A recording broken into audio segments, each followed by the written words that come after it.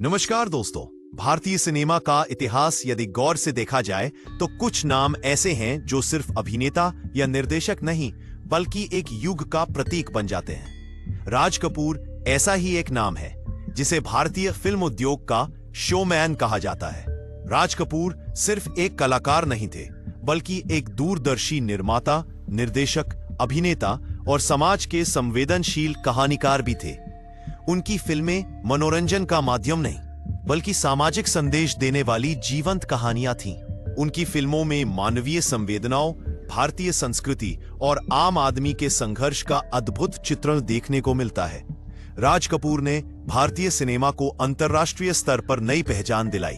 उनकी फिल्मों में गीत संगीत, रोमांस, हास्य और सामाजिक यथार्थ का ऐसा मिश्रण था कि दर्शक हर पीढ़ी में उनसे जुड़ाव महसूस करते हैं। आइए विस्तार से जानते हैं इस महान फिल्मकार की पूरी जीवन यात्रा, उनके संघर्ष, सफलता, योगदान और भारतीय सिनेमा पर उनके अमिट प्रभाव के बारे में। कहानी शुरू करने से पहले यदि आप अभी तक हमारे इस चैनल को लाइक और सब्सक्राइब नहीं किया है तो जरूर करें। इससे हमें बहुत ही हिम्मत मिलती है ऐसी वीडियोस बनाने के लिए।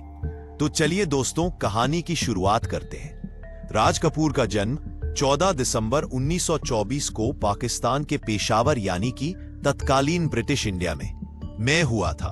उनका पूरा नाम रणबीर राज कपूर था।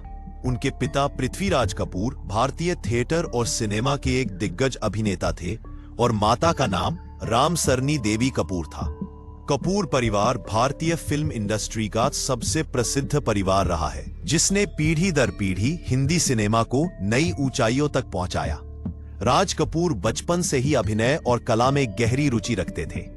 उनका बचपन काफी हद तक रंगमंच और नाट्य प्रस्तुतियों के माहौल में बीता। पृथ्वीराज कपूर के थिएटर ग्रुप में रहते हुए राज कपूर ने अभिनय की बारीकियां सीखी। पढ़ाई के साथ साथ उनका झुकाव थिएटर और कैमरे के पीछे की दुनिया की ओर बढ़ता गया।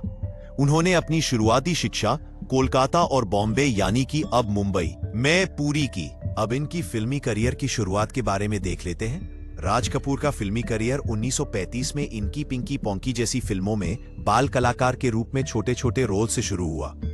बतौर सहायक और कैमरा असिस्टेंट काम करते हुए उन्होंने फिल्म निर्माण की हर तकनीक को सीखा।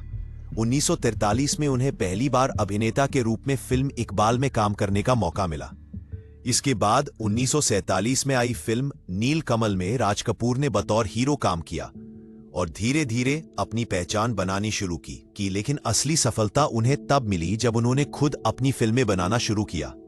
सिर्फ 24 साल की उम्र में राज कपूर ने अपनी प्रोडक्शन कंपनी आरके फिल्म्स की स्थापना की। अब इनकी आरके फिल्म्स की स्थापना और पहली सफलता को देख लेते हैं। 1948 में राज कपूर ने आरके स्टूडियो की स्थापना की और बतौर निर्माता निर्देशक अपनी पहली फिल्म आग बनाई। ये फिल्म बॉक्स ऑफिस पर बड़ी सफलता तो नहीं मिली, लेकिन इससे राज कपूर की सोच और निर्देशन क्षमता का अंदाजा दर्शकों को हो गया। 1949 में आई बरसात ने राज कपूर को रातों रात स्टार बना दिया। इस फिल्म में राज कपूर और नरगिस की जोड़ी को खूब पसंद किया गया। इस फिल्म का संगीत सुपरहिट हुआ और आरके फिल्म्स का झंडा पूरे देश में गाड़ दिया। यहां से अब इनकी सुपरहिट फिल्मों का सिलसिला को देखते हैं।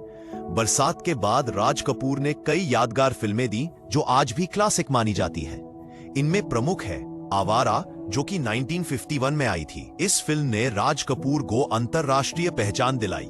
सोवियत, रूस और एशियाई देशों में यह फिल्म आज भी याद की जाती है। श्री 420, जो कि 1955 में आई थी। इसमें आम आदमी के संघर्ष, गरीबी और ईमानदारी की कहानी ने दर्शकों को गहराई से प्रभावित किया। चोरी चोरी, जो कि 1956 में आई थी। यह फिल्म रोमांटिक कॉमेडी का बेहतरीन उदाहरण था।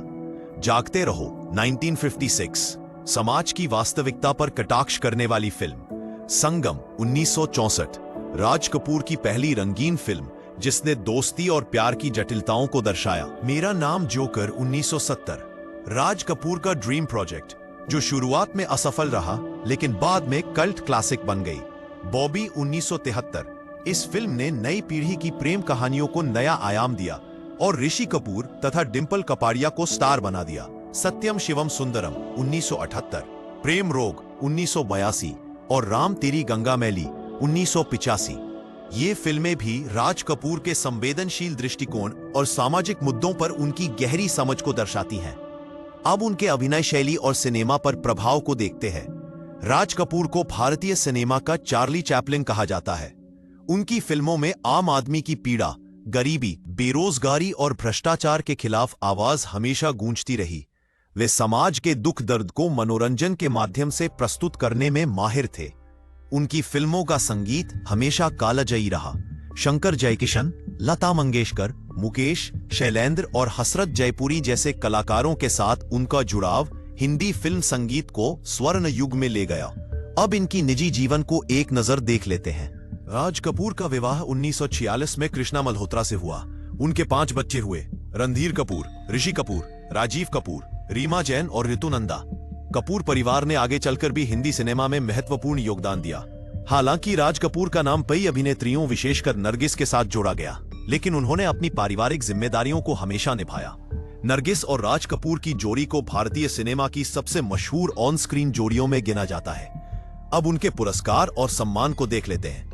राज कपूर को भारतीय सिनेमा में उनके योगदान के लिए अनेक सम्मान और पुरस्कार प्राप्त हुए। उन्हें साल 1971 में पद्म भूषण से सम्मानित किया गया। 1987 में उन्हें दादा साहेब फाल्के पुरस्कार से नवाजा गया। 5 बार फिल्म फेयर पुरस्कार के साथ अंतरराष्ट्रीय फिल्म महोत्सवों में भी कई सम्मान प्राप्त हुए। अब उनके अंतिम दिन को देख लेते हैं। राज कपूर अपने जीवन के अंतिम दिनों तक फिल्मों से जुड़े रहे। 2 जून 1988 को दिल का दौरा पड़ने से उनका निधन हो गया। उस समय वे अपनी महत्वाकांक्षी फिल्म हैना पर काम कर रहे थे। उनकी मृत्यु के बाद उनके बेटे रणधीर कपूर ने इस फिल्म को पूरा किया। राज कपूर सिर्फ एक अभिनेता या निर्देशक नहीं, बल्कि भारतीय सिनेमा के लिए एक संस्था थे। उन्होंने सामाजिक मुद्दों को फिल्मों में सहजता से प्रस्तुत कर आम आदमी की भावनाओं को पर्दे पर जिया। उनकी फिल्मों ने न सिर्फ भारतीय दर्शकों बल्कि दुनिया भर के दर्शकों को भारतीय संस्कृति की गहराई से परिचित कराया। अब अंत में इस कहानी का निष्कर्ष देख लेते हैं। राज कपूर का जीवन संघर्ष, समर्पण और सफलता की प्रेरणादायक कहानी है। उन्होंने यह साबित किया कि सिनेमा सिर्फ मनोरंजन नहीं, बल्कि समाज को दिशा देने का माध्यम भी हो सकता है। उनकी फिल्में आने वाली पीढ़ियों को प्रेरित करती रहेंगी। राज कपूर भारतीय सिनेमा के उस सितारे का नाम है जिसकी चमक कभी फीकी नहीं पड़ेगी। इन्हीं शब्दों के साथ अब हम इस कहानी को विराम देते हैं। अब आपसे अलविदा लेने का समय आ गया है। ऐसे ही स्टोरीज के लिए हमारे साथ बने रहे। धन्यवाद।